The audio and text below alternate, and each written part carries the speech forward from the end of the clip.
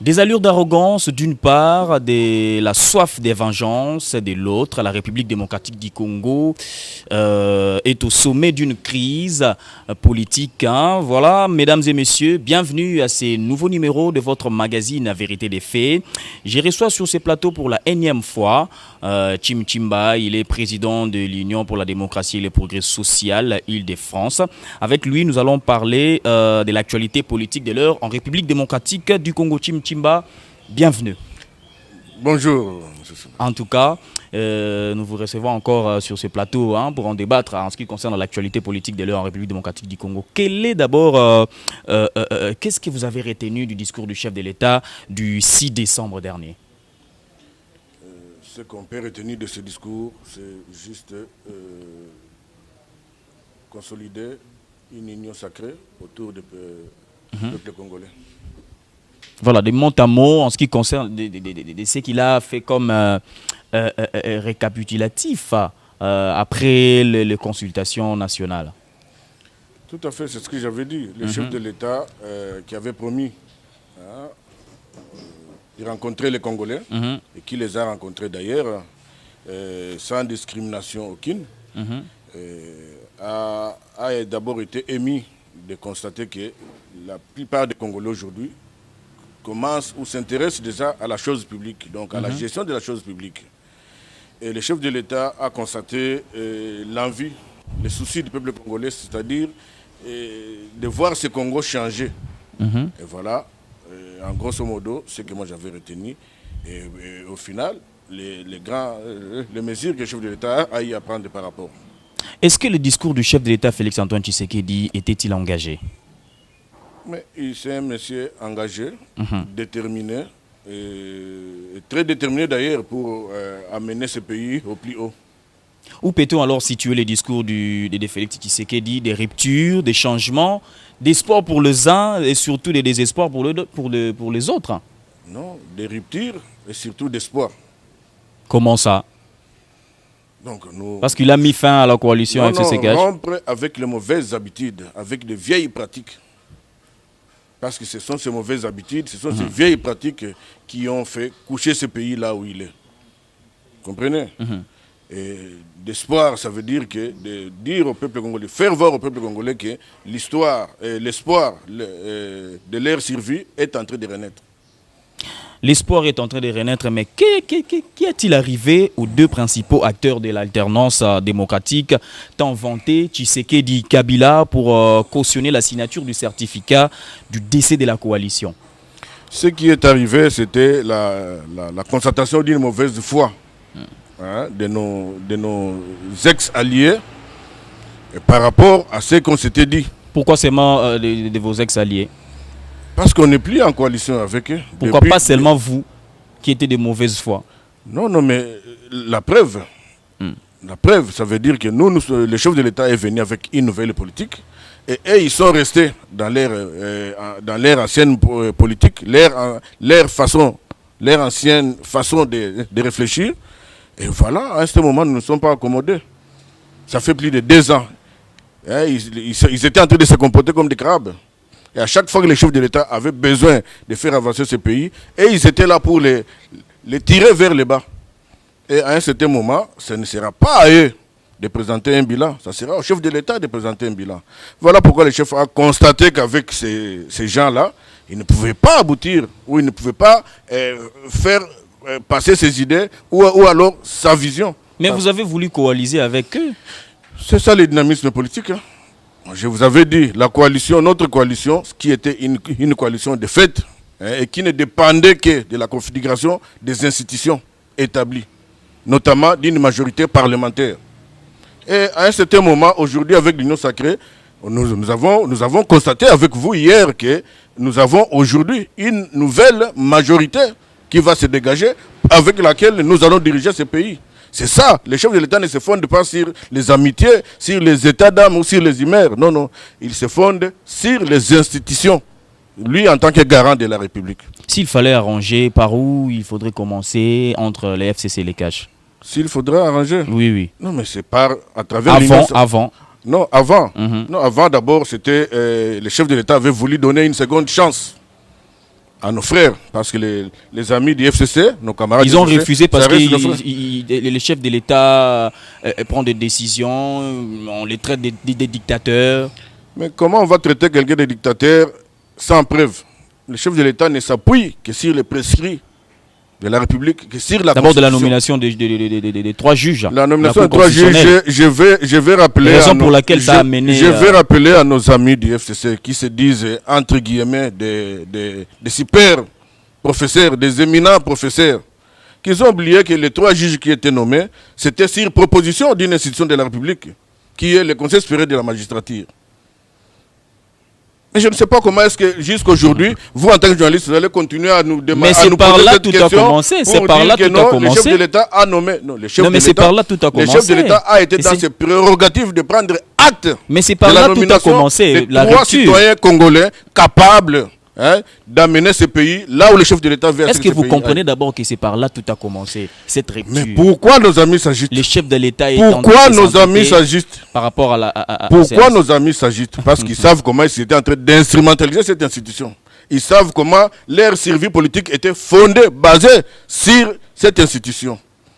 Mais n'est-ce pas, les chefs de l'État voulaient manipuler la Cour constitutionnelle en désignant, plutôt en proposant ces 3 juges? Ce n'est pas les chefs de l'État, j'ai en train de vous répondre, monsieur le journaliste, ce n'est pas les chefs de l'État qui avaient désigné ces 3 juges. Ces 3 juges lui ont été présentés selon les prescrits de la République. N'est-ce pas pour contrôler la Cour? Ce n'est pas pour contrôler, ça veut dire quoi?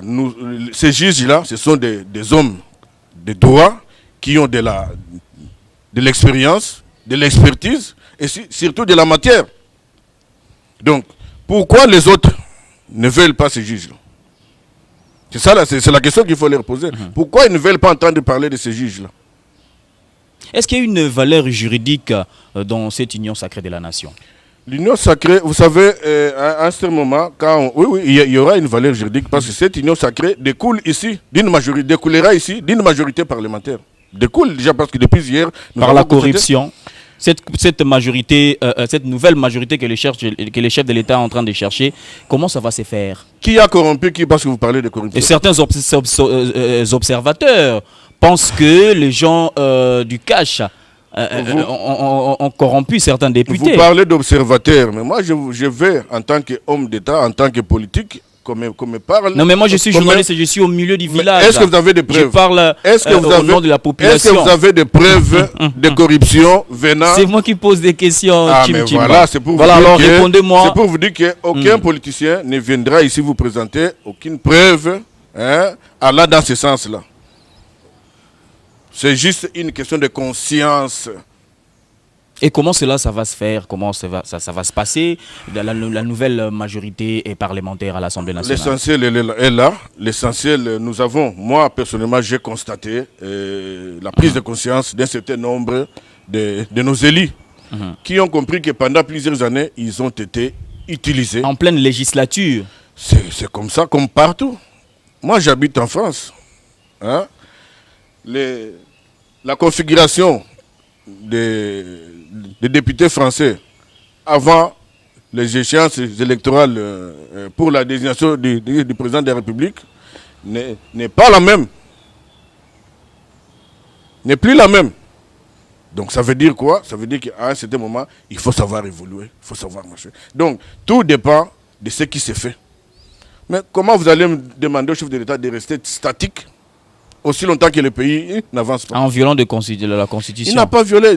Énumérez-moi un seul texte de la Constitution que le chef de l'État a violé. Un seul. Il n'y en a pas. Alors les autres, c'est pas sur des slogans, sur des imaginations, mais malheureusement pour eux, le peuple congolais d'aujourd'hui, avec l'Android, le peuple congolais sait lire maintenant la Constitution. Le chef de l'État a promis de nommer un informateur pour identifier l'Assemblée nationale pour une nouvelle majorité. Est-ce qu'il est sur la voie constitutionnelle maintenant? D'abord, c'est la voie royale et c'est la voie autorisée par rapport à notre Constitution. Oui, c'est la voie autorisée par rapport à notre Voilà, Janine Mabunda n'est plus président de l'Assemblée nationale. L'UDPS, en liesse, Qu'est-ce qui vous rassure que le chef de l'État a une nouvelle majorité, puisque la carte peut se jouer au vote du nouveau bureau de l'Assemblée nationale? Il n'y a pas de problème. Ce qui nous rassure, nous, c'est d'abord de voir que les gens d'une même famille, et surtout votre analyse les gens d'une même famille, les gens d'une même famille acceptaient de destituer, de déchoir un de leurs. Donc ça veut dire qu'il y a malaise. C'est pourquoi je parle de prise de conscience. C'est par rapport à cela. Je parle de prise de conscience.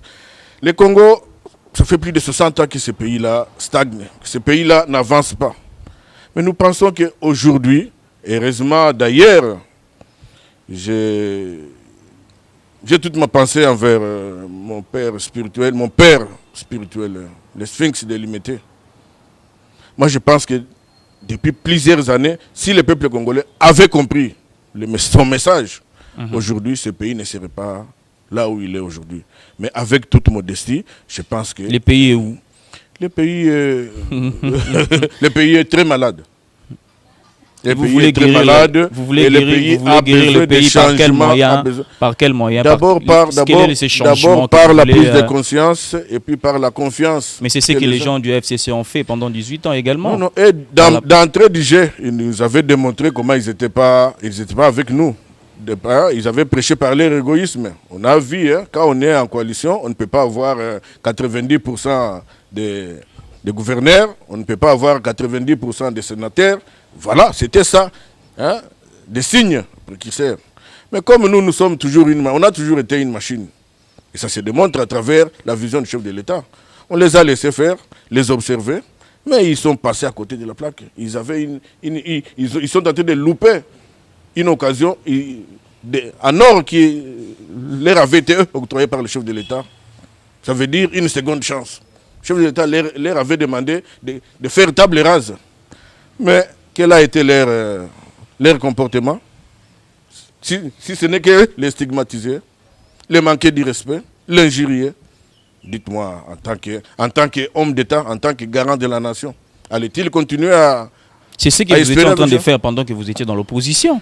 Nous, non, on n'a jamais... camp. Non, nous, on n'a jamais injurié. Non. Vous comprenez? On n'a jamais injurié. Je parle de politique. Ça, il faut faire une nuance entre les deux. Entre un citoyen lambda et un homme politique. Nous, on avait juste qualifié ce qui était en train de se faire, ce qui était en train de ronger, ce qui était en train de ruiner ce pays. Donc, alors, ces votes préfigurent-ils la nouvelle majorité que le président de la République espère obtenir? Vous savez, quand vous êtes en politique, d'abord, quand vous voulez gérer quelque chose, la première des conditions, c'est de savoir anticiper. Gérer, c'est prévoir, c'est anticiper. Et nous pensons que quand les autres étaient en train de rêver, quand les autres étaient en train de nous qualifier, et moi, je pense que le chef de l'État était en train de réfléchir, d'anticiper. Et la preuve, hier au Parlement, je pense qu'aujourd'hui, le monde entier a compris que le président Félix Tshisekedi a derrière lui la population, à travers les élus qui ont démontré. Parce que là, franchement, avec toute modestie, mais ce qui s'est passé hier au Palais du Peuple, pour une première, ça me réconforte, moi, en tant que citoyen congolais, de continuer à servir avec passion mon pays. Parce qu'aujourd'hui, je me dis, ce qui ne pouvait pas, ce qui était comme un rêve, c'est concrétisé aujourd'hui qu'au Congo, qu'il y ait une démonstration démocratique dans l'hémicycle. Mais franchement, je ne sais pas. C'est une nouvelle histoire qui est en train de naître pour ce pays. Et je pense qu'avec cet élan, et dans moins de temps, on se reverra sur votre plateau et on en parlera. Ces nouveaux équilibres au sein de la Chambre basse du Parlement seront-ils confirmés par l'informateur que Félix Tshisekedi doit prochainement nommer? Les chefs, c'est ce que nous espérons. Si cela ne sera pas le cas, vous avez suivi le discours du chef de l'État. S'il n'arrive pas à obtenir une majorité parlementaire, il va dissoudre l'Assemblée. Ah, mais ce n'est pas la meilleure procédure, parce qu'il n'y a pas de crise entre le gouvernement et l'Assemblée nationale. Il y a crise. Il venait juste imposer la première question ici. Nos amis n'étaient pas contents par rapport aux nominations des juges. Quand il y a des juges qui ont été nommés, qui est un pouvoir à part entière dans ce pays, Et de l'autre côté, vous comprenez qu'il y a des députés ou l'institution exécutive du pays qui se permet de saboter. De saboter. Mais comment le chef de l'État peut dissoudre l'Assemblée nationale au moment où il n'obtient pas la majorité dans l'Assemblée nationale? C'est pourquoi il va le faire, parce que pour gérer ce pays... Mais il n'y a pas de crise entre le gouvernement. Je suis en train de vous démontrer. C'est lui-même, il l'a dit dans son discours, qu'il y a crise les jours où les juges constitutionnels étaient en train de prêter leur serment. Même le Premier ministre, chose que j'avais décriée ici, même le Premier ministre, ne fût-ce que par élégance, avait préféré de sécher la séance pour saboter. Et vous appelez ça quoi? Devant la nation, devant le monde entier, vous allez qualifier ça de quoi? Non mais arrêtons de nous leurrer. Hein? La crise est là, elle est manifeste. Mais bino pe boza na ngambo bozo sala ba gesticulation trop bozo banga babone ko banga bande wa FCC mingi. Tozo banga te, ça veut dire biso toza ba sentinelle ya mboka oyo. Tant que les gens marchent, il faut tout le total, ni les gens marchent, pas ni les gens marchent. Et tant que les gens marchent, tu côté les mains. Ce que les gens marchent. Vous avez eu peur hier à l'Assemblée nationale. Qui n'a peur? Vous les députés de l'Union sacrée. Tous les démocrates. Ceux qui te koya qui lobby, tu n'as pas bête à ma boco, tu qui formule, mais le col a te yebi que Congolais nyoso, oya lingi mutu nyoso a lingi Congolais. Alingi Congo plutôt a koki kondima te ko continuer ko mona bana Congo bazo souffrir ko continuer ko mona bana bazo tanga classe malonga te ko continuer ko mona batu bazo lia ne fût-ce que une fois régulière maté mais bandeko ozoloba oyo basali combien d'années na pouvoir bazala ki na nyoso et c'était des dictateurs d'ailleurs oyé biango Kabila zaki dictateur. Donc c'est ce que vous les gens de l'IDPS vous traitez Joseph Kabila dictateur. Il avait géré le pays avec qui? Et actuellement, vous n'êtes pas des dictateurs, vous de l'UDPS. Nous associons tout le monde, même Batia FCC, Obaliko, Yanabiso, pour te appeler. Pensez-vous à une rencontre entre Joseph Kabila et Félix Tshisekedi? Moi, la rencontre, Joseph Kabila, c'est un sénateur, c'est un citoyen, et le chef de l'État, c'est un chef de l'État pour tout compatriote. Alors, les jours où monsieur le sénateur Joseph Kabila a besoin de rencontrer le chef de l'État, pour le chef de l'État, vous allez appeler ce que vous rencontrer le chef de l'État, à Koyambayo. Voilà un message à tous les peuples, à la population congolaise qui te suit en ces moments. Oui, en ce qui concerne l'actualité politique, l'ensemble de l'actualité politique en République démocratique du Congo. Un message à la population. Message à la population, en tout cas, je salue l'engouement populaire que j'ai vu, non seulement au niveau national, même au niveau international. Parce que nous avons des échos. Nous avons des échos et nous pensons que c'était une volonté exprimée du peuple pour dire au chef de l'État que nous vous faisons confiance. Nous voulons à ce que vous nous aidiez à faire avancer ce pays. Et moi, je pense que le chef de l'État en a pris conscience hier. Et là où il était, je crois, il devra se frotter les mains pour dire que non. En tout cas, le peuple congolais compte sur lui. Et si vous étiez dans l'autre camp du FCC, quelle allait être votre réaction par rapport à... Je ne suis pas dans ce cas-là. Dans ce camp-là. Non, mais tout peut arriver, la politique est dynamique. Moi, je suis parmi ceux qui ont fait plus de 37 ans. Moi, je n'ai pas fait 37 ans, mais j'ai adhéré à ce train-là. Et ça fait plus de 25 ans que j'évolue au quotidien, dans cette situation-là. Donc, moi, ça ne va pas m'effrayer. Moi, ça ne va pas m'effrayer. Si les autres arrivent aujourd'hui à faire changer ce pays, moi, je vais les applaudir. Et aussi de nous applaudir parce que notre seule volonté de faire avancer ce pays pourra aussi leur aider. Et que va faire Sylvestre Ilunga Ilunkamba pendant cette période? Moi, je vais demander à Pépé d'écrire une page de l'histoire. Vous savez, à cet âge-là, c'est l'âge où on lègue à ses enfants, à ses petits-enfants, à ses arrière- et petits-enfants, et les savoirs, et les valeurs, et tout. Que monsieur le Premier ministre Ilunkamba fasse preuve de personnalité, fasse preuve de caractère, que monsieur Ilunkamba démissionne qui n'attendent pas sortir par la petite porte comme Mme Janine Mabunda hier. Non, mais elle est sortie par la grande porte. Non, elle est sortie par la petite porte. Elle a présenté toutes ses défenses. Non, elle a été bâtie. Non, mais elle pouvait, si elle était vraiment une femme d'État, elle pouvait pressentir ça et démissionner. C'est ça la différence entre les politiciens des autres pays et nos propres politiciens ici. Ça veut dire que nous n'avons pas cette fierté-là. Mais le bureau Janine Mabunda a présenté ses défenses par rapport à ce qu'ils ont été jugés. La mégestion de l'Assemblée nationale. Moi, quand je voyais, ça m'est arrivé de rencontrer un député sur une moto. J'avais même failli faire l'accident avec cette moto-là. Vous imaginez? Vous imaginez un honorable député derrière une moto pour aller siéger pour les... Mais si ce monsieur-là n'arrive pas à se payer son transport convenablement, comment est-ce qu'il va avoir le moral d'aller débattre par rapport au sort du peuple congolais? Mais tout ça à cause de la mégestion de Mme Mabunda. Donc voilà, quand j'ai vu les députés FCC s'éclater par rapport à cette décision d'hier, c'est là où je me suis dit, c'est que effectivement, le peuple congolais a compris. Au cas où le Premier ministre ne démissionne pas, vous allez passer à une autre procédure, celle de la motion de défiance. Qui démissionne ou qui ne démissionne pas, du moment où l'informateur aura fait son... Non, mais le gouvernement est en place. Comment vous allez nommer un informateur pendant qu'il y a un gouvernement? Ce n'est pas incompatible avec le fonctionnement de notre Constitution. Ce n'est pas incompatible, c'est faisable. Puisqu'il y aura un autre gouvernement, après consultation de l'informateur. C'est ça ce que j'ai dit. Exactement. Du moment où il y aura une ordonnance, il y a un nouveau Premier ministre. C'est après que le Premier ministre démissionne. S'il ne démissionne pas, c'est ce que j'ai dit.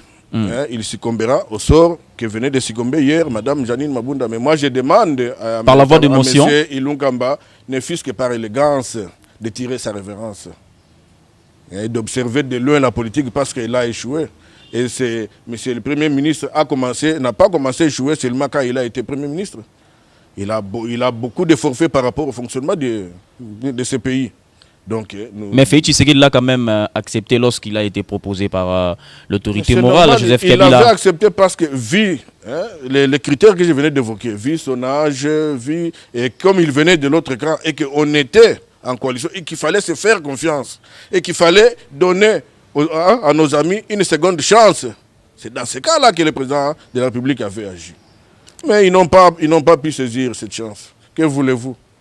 En 2023, qui rendra des comptes? L'année de l'action 2020, c'est ce que nous sommes en train de vivre. Oui, même mieux vaut tard que jamais. Même mieux vaut tard. Je pense que les Congolais ont eu hier un beau cadeau de Noël. Et je pense que dans les jours qui vont venir, ils auront encore dans les jours où ils vont venir, ils auront encore un autre cadeau parce que je pense que ce qui a été fait au niveau de la Chambre basse va se poursuivre aussi au niveau du Sénat. Et si ça bascule, le FCC obtient sa majorité comme avant. C'est ce que je viens de vous dire ici. Alors l'option de la dissolution se présentera. Voilà, un message aussi à l'autre camp du FCC, parce que nous sommes tous Congolais. Du courage. Nous sommes des adversaires. Vous êtes des adversaires, mais non des ennemis. Effectivement, ce sont nos frères. Avec modestie, je leur encourage. Puisqu'il y a une très belle image qui s'est passée hier entre le président Jean-Marc Abounda et le coordonnateur du FCC. Effectivement, voilà. D'ailleurs, ce sont des amis, pour ceux qui ne le savent pas, ce sont des amis. Voilà, c'est ça la beauté de la démocratie. Je vais encourager à nos amis du FCC, soit de nous rejoindre, soit d'aller dans l'opposition. Comme ça, ils vont nous permettre de faire l'équilibre. Est-ce que ce qui peut-être vont perdre à l'Assemblée nationale et que la majorité revenait au FCC, quelle allait être votre réaction? D'abord, il y avait plein de combattants à l'extérieur du palais du peuple. Non, les combattants étaient venus juste pour attendre la fête. Les combattants n'ont jamais été violents. Ceux qui vont provoquer Bangote, effectivement, ceux qui vont provoquer Bangote. Est-ce qu'ils allaient accepter ces résultats? Le peuple congolais, les cas qui avant l'élection, des jours, bazalaki ndenge zalaki na kati ce peuple congolais bazali na kati mingi balinga ko yina batumsu FCC makasi parce que tout le monde a qui même na minduki et kotaki na kati ya parlement na kati hémicycle et en complicité d'ailleurs avec Bandeko Nabiso bazalaki censé. Vous avez des preuves? Ça là, tous en a preuve d'ailleurs le lot je crois quelques éléments à FCC bazana bazoyo kabango. Ah bon? Oui. Donc biso c'est pour mon langage que vous. Non, nazolo bayango parce que bazali kuna, nazolo bayango, nazali acteur politique et je l'ai dit. Ouais, nakatoka ko lobango te mais faut peuple ayeba ke ti tokoma lobby ndenge tokoma kiwana ezalaki facilité. Ti tokoma lobby ezalaki facilité. Mais biso tolobaki avec mutu na biso na bik tokoma tokosikula mboka oyo et puis bana Kongo bakosepela ke mboka na bango ezongi ndenge ezalaka kala. Merci Chimchimba, je rappelle que vous êtes président de l'UDPS Île-de-France. Merci d'avoir répondu à toutes nos questions. Merci beaucoup. Voilà. Merci à vous également d'avoir suivi cette émission. Merci à l'équipe technique des BSC Télévision de m'avoir accompagné à ces jours. On se retrouve à la prochaine avec le même plaisir. Bye bye.